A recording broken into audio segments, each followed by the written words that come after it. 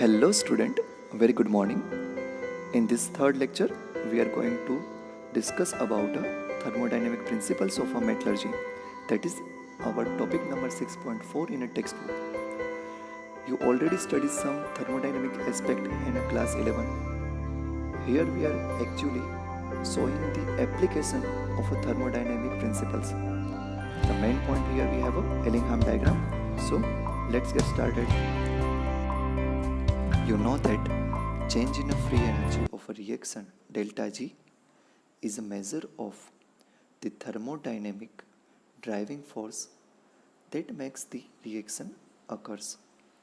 For a spontaneous reaction, delta G is a negative, while positive value of a delta G indicates a non-spontaneous process.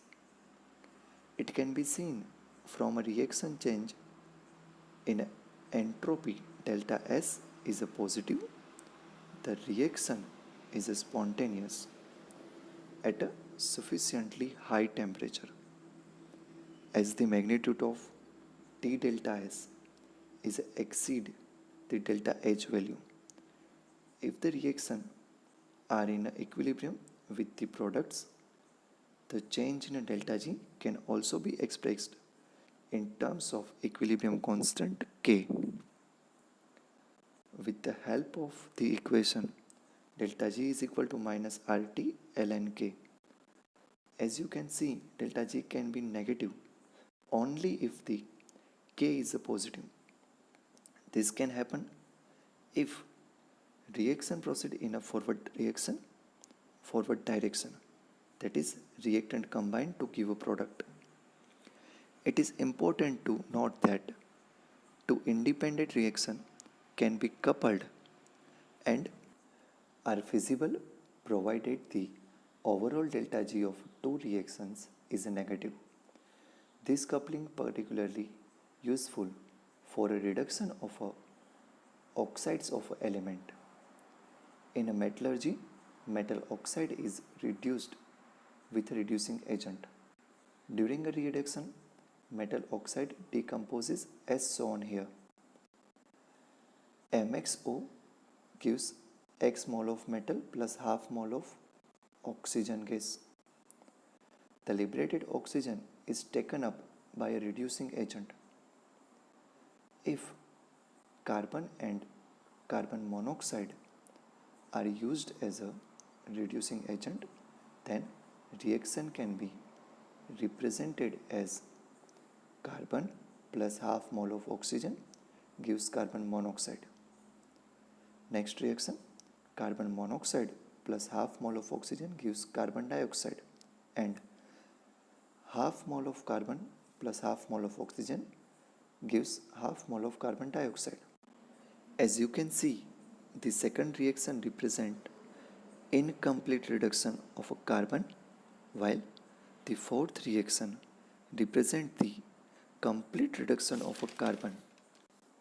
The reduction of a metal oxide can thus be represented as MXO plus carbon gives us a X mole M plus carbon monoxide, or MXO plus carbon monoxide gives X mole plus carbon dioxide, or MXO plus half mole of carbon gives X mole metal plus half mole of carbon dioxide.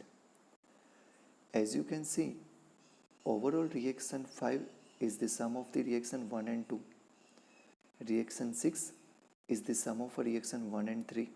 And reaction 7 is the sum of a reaction 1 and 4. Now, if the overall value of a delta G is a negative for this coupled reaction, then reaction is feasible. As discussed, sufficiently high temperature favor negative delta G.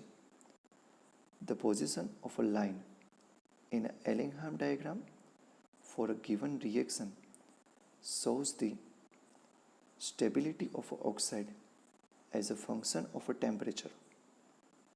Metal oxide closer to the top of the diagram are unstable and are easily reduced. As we move down towards the bottom of the diagram, the metal become progressively reactive and the oxide become harder to reduce. A given metal can reduce the oxide of all the other metals whose lines lies above there in the diagram. At the point of the intersection of the curve of aluminum oxide and magnesium oxide, that is point A, the change in the free energy delta G becomes 0. For the reaction, 2/3 mole of Al2O3 plus 2 mole of Mg gives 2 mole of MgO plus 4/3 mole aluminum. Thus, you can see magnesium can reduced alumina only below the temperature corresponding to point A. At a temperature greater than 1273 Kelvin, magnesium cannot reduce alumina. Further, you can see the line corresponding to the formation of carbon monoxide is sloping downwards. It cuts across the line for many other metals. These make carbon extremely useful as a reducing agent because as soon as the carbon oxidation lines goes below metal oxidation line, carbon can reduce metal oxide to metal. For example, at a lower temperature, carbon monoxide is a better reducing agent for a reduction of iron oxide than a carbon. You can clearly see that at a lower temperature, carbon monoxide is a better reducing agent than a carbon itself. Okay, fine. So that's all from my side. This is the whole analysis of a topic. I hope you get something from that. Again, I am repeating myself. Please go through NCERT thoroughly, read line by line, word to word, and underline the technical terms that you don't get it on a first time. By repeating the technical term, you will be master in answer writing. So that's all. And yes, you have a homework. Read it thoroughly, then write down one time whole theory, and then try to solve an in-text question. If you are not supposed to get the answer of in-text question, again go to the theory, repeat the conditions, again go to the exercise and try to solve as many as question you can. Okay, fine. That's all from my side. Thank you so much.